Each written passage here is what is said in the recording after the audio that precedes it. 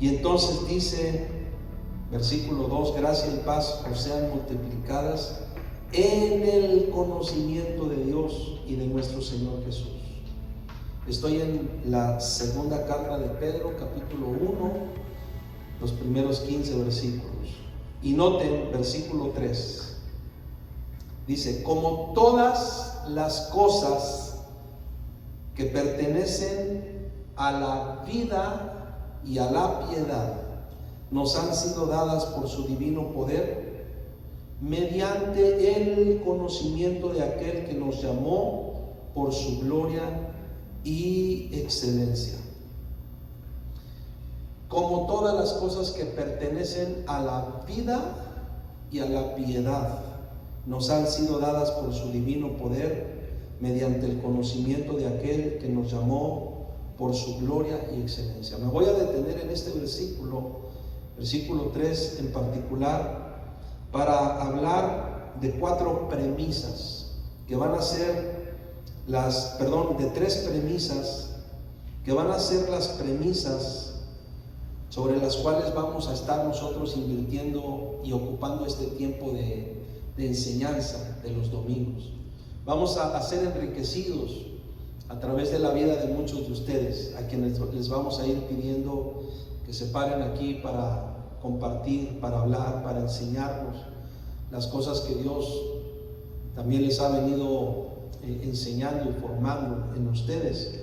Pero déjenme plantear tres premisas que plantea el pasaje. Número uno,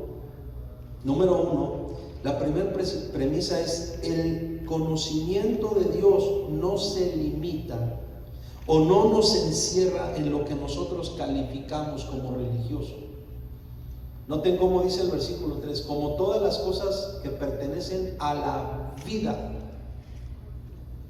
Todas las cosas que pertenecen a la vida y a la piedad. Entonces, la primera premisa es: el conocimiento de Dios no se limita y no nos encierra en lo que nosotros calificamos como religioso. De hecho, si nosotros partimos de ahí, por ejemplo, vamos a poder saber, conocer y entender que todos los temas de la vida están planteados en las Escrituras. Todos. Así como se habla de la niñez, se habla de la adolescencia, se habla de la juventud, se habla de la tercera edad, se habla de los padres, se habla de los hijos, se habla de la familia, se habla de los parientes, se habla de la amistad, se habla de las relaciones personales, se habla de las malas alianzas, se habla de los yugos desiguales, se habla de cómo debes tener mucho cuidado de los vínculos que generas con las personas, de cómo debes ser muy sabio con quién haces alianza, con quién te asocias. Habla, por ejemplo, de cómo debes tener mucho cuidado con el manejo del dinero, la administración, la mayordomía, la fidelidad, el no ser un usurero, por ejemplo. Plantea muchos temas. La palabra de Dios abre todo lo que es la vida, la abre, todo lo que implica la vida. Por eso, cuando una persona se encuentra en cualquier situación, en cualquier problema, en cualquier entorno, contexto, hay Biblia, hay provisión, hay alimento, hay instrucción en la palabra de Dios, que es una bendición, que provee instrucción, que provee dirección, que provee seguridad, que provee aliento. La palabra de Dios orienta a quien, al que está desorientado, vuelve al orden a quien, al que anda en desorden. La palabra de Dios redarguye a quien, al que anda haciendo lo malo.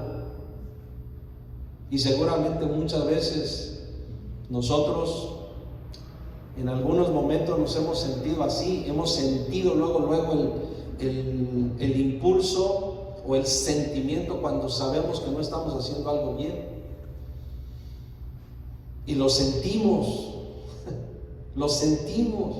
¿Por qué? Porque hay un testimonio en nuestro corazón. y es el testimonio del Espíritu de Dios, que nos está guardando del error. Entonces, esa es la primera premisa. La primera premisa es que uno no puede hablar del conocimiento de Dios, pero solamente limitarse o encerrarse a un ámbito religioso. No, de ninguna manera. Dice Pedro, dice el apóstol Pedro, como todas las cosas que pertenecen a la vida. Y fíjense que es muy interesante esto. Hay distintas palabras en el idioma original para traducir vida.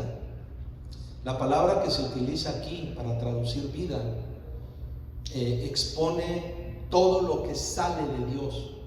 Y todo lo que sale de Dios es todo, porque todo lo que existe, todo lo que ves, todo lo que podemos ver, todo aquello de lo cual podemos disfrutar, todo ha salido de Dios.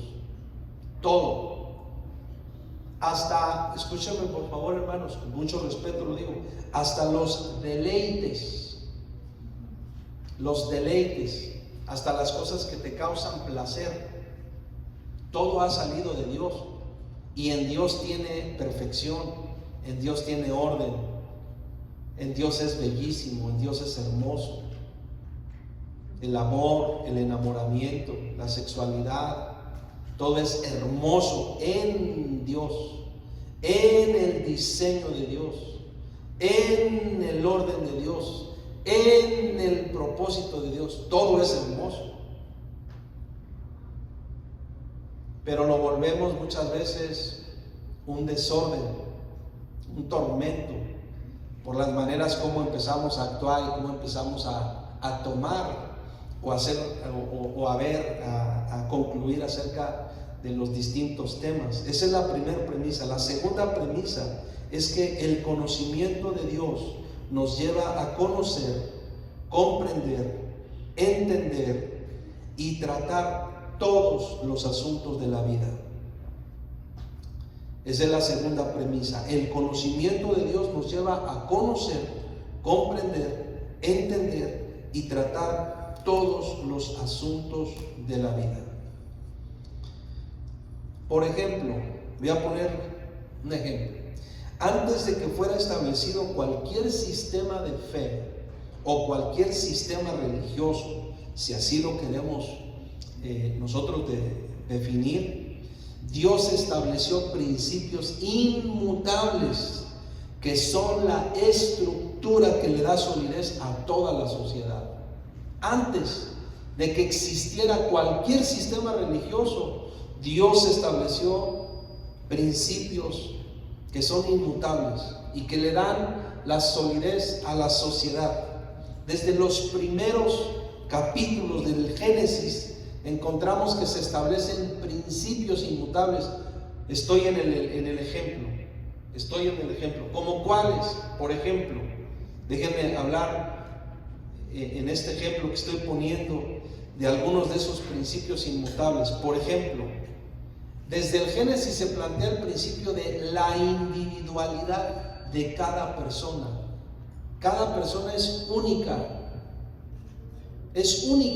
e irrepetible. Y desde el Génesis se plantea el principio de la individualidad de cada persona. Fíjense, Dios creó a un hombre, Dios creó a Adán, y de ese hombre, dice la Escritura, formó a una mujer.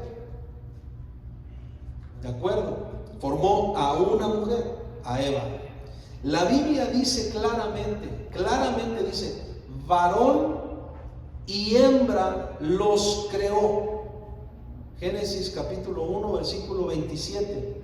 Si quieres leerlo, dice ese versículo: y creó Dios al hombre a su imagen, la imagen de Dios lo creó, varón y hembra los creó.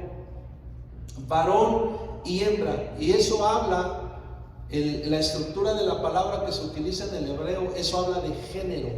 Dios le dio género masculino al hombre y género femenino a la mujer. Dios le dio por origen, Dios le dio por diseño un género a lo que Él formó, a lo que Él creó, y les dio el sello de la individualidad.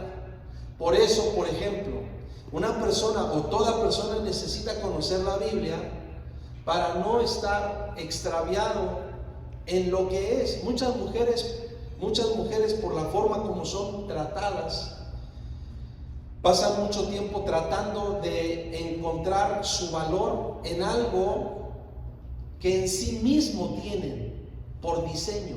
Dios les dio un valor por diseño a cada mujer. Espero que se entienda bien lo que voy a decir. Una mujer no vale más porque se le dé un mejor regalo, porque se le lleve a un mejor restaurante, porque se le regalen unos mejores zapatos o una mejor bolsa. No. Y tampoco el hombre tiene más valor porque le preparan sus huevitos rancheros en la mañana como le gustan. No. Si el hombre puede conocer, si el hombre puede aprender, si el hombre puede asumir lo que es por origen, estoy hablando ahora del hombre de forma general, las personas, no tendríamos por qué estar entonces como luchando por cosas que Dios nos ha dado por diseño. No tendríamos. El tema es que cuando alguien no entiende bien el principio inmutable de la individualidad, nos queremos meter donde no tenemos que meternos. Andamos queriéndonos meter y andamos queriendo definir la vida de los demás.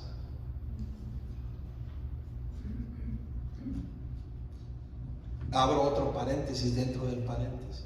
Por ejemplo, hay un versículo muy conocido: instruye al niño en su camino y aun cuando fuere viejo no se apartará de él.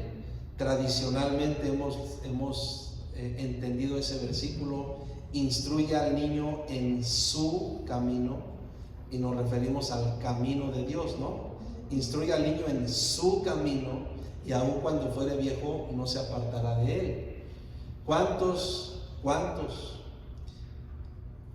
padres se han entregado a la tarea de instruir a sus hijos, de formar a sus hijos en el Señor, y llega un momento en que sus hijos empiezan a tomar sus decisiones y toman otro rumbo? Y entonces, ¿se cumple o no se cumple ese versículo? Entonces, fíjense, vamos a leer otra vez ese versículo. Estoy poniendo un ejemplo. Instruye al niño en su camino.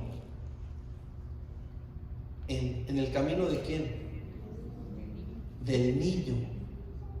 Instruye al niño en su camino, y aun cuando fuere viejo no se apartará de él. Hay dos implicaciones. Si tú instruyes al niño en su camino, en su capricho, en su necedad, en su inmadurez, en su berrinche, en su dureza, es decir, para decirlo muy coloquialmente, deja a tu hijo hacer lo que quiera y nunca vas a poder con él.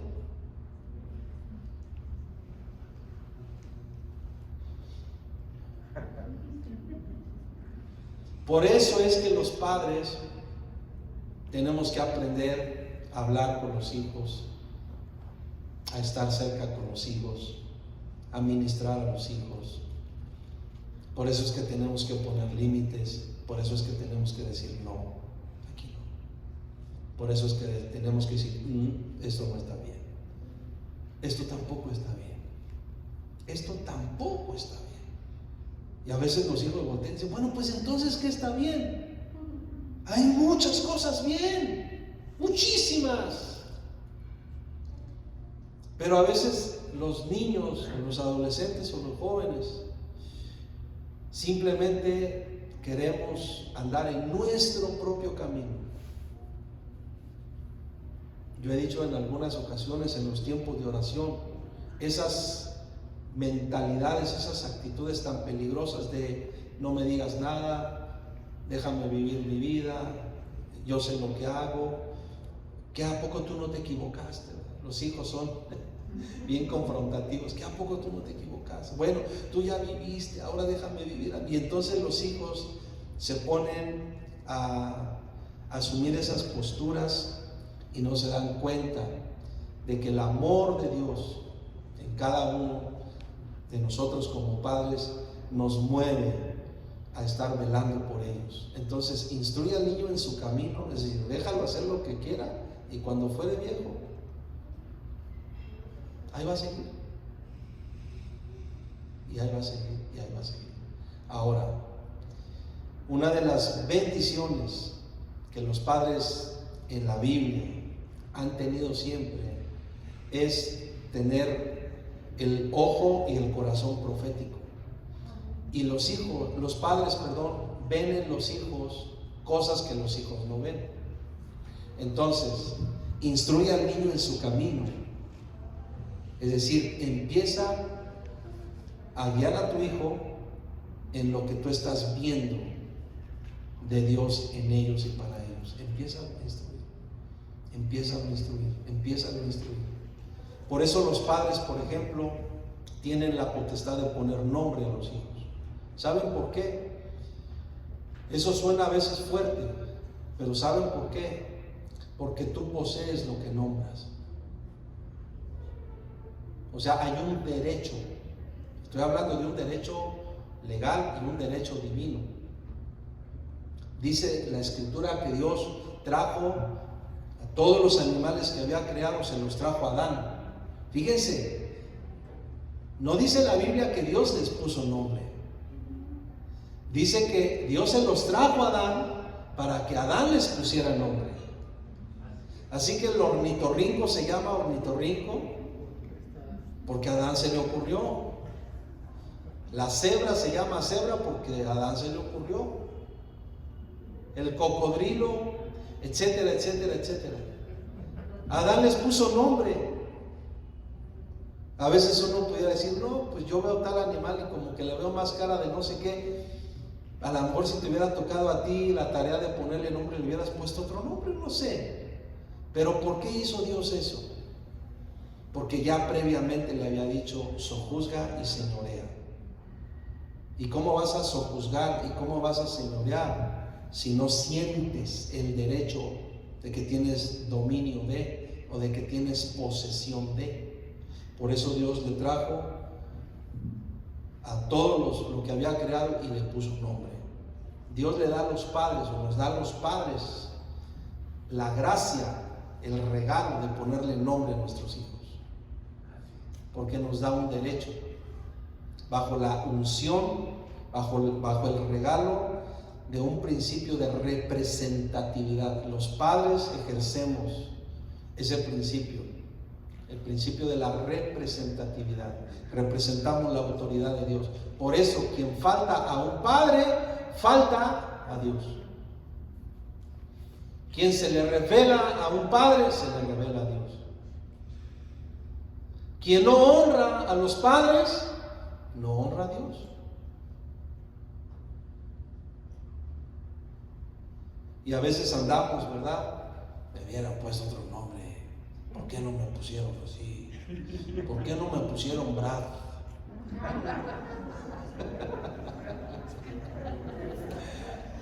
¿No? ¿Por qué no me pusieron Willy o Willy?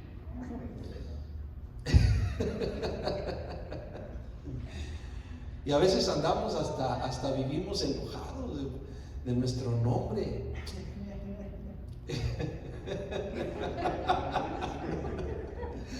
Entonces, dentro de esa premisa segunda que expongo, el conocimiento de Dios nos lleva a conocer, comprender, entender y tratar todos los asuntos de la vida. Ahí hay que entender entonces que antes que cualquier sistema religioso, que antes que cualquier sistema, viéndolo así como un sistema de fe, Dios estableció principios inmutables. Y uno de ellos es el principio de la individualidad de cada persona.